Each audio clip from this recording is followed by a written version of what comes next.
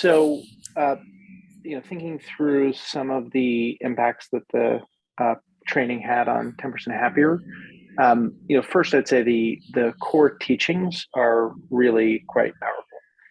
And as an organization that is at the intersection of doing this racial equity work and investigation and mindfulness, both for our culture and what we bring to the world, the approach that you brought around really deeply understanding the way that racial conditioning functions in our own mind, as well as in our society. It was just a really powerful pairing um, that I think worked really well for folks at 10% Happier to go deeper. Um, and I think what that has led to is at least two things.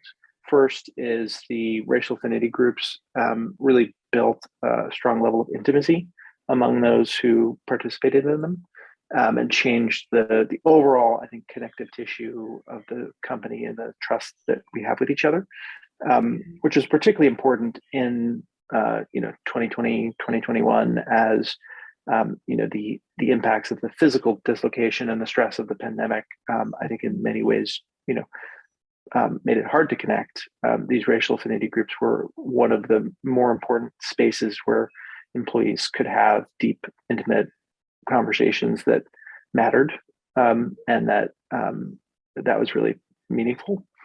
Um, and I think the other competency that really was built over the year-long program was a greater level of competency in being able to um, understand when racial conditioning and other biases are leading to internalized guilt, blame, shame, or Mm. projected guilt, blame, shame, and having a better capacity to pause, acknowledge that, and then acknowledge that that too is just part of the conditioning that is playing out, and then to act from more a place that has more clarity and compassion and intention to impact change, both within 10% Happier and internally and more broadly, rather than sort of follow that guilt and shame to more unwise actions.